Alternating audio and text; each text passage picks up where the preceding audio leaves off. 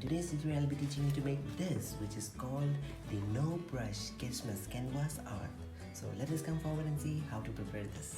Materials required are tissues and water for cleaning up, a nail painting tool, your palette board for keeping all the colors, some sponges because this is not a brush painting, that is why we're using the sponge painting, and these are the push sponges of different sizes you can get. These are the commonly available ones in the stores, and these are the ones which I have prepared myself by measuring the diameter and using a normal dishwashing sponge along with the cube of this wood cuboid, and I have stuck to this one and measured the size and circled it. Similarly, I made up this one. This is the face makeup sponge which I joined 3 different colors just to give it a nice hair holding rigid effect for the nice turning of the paints in there.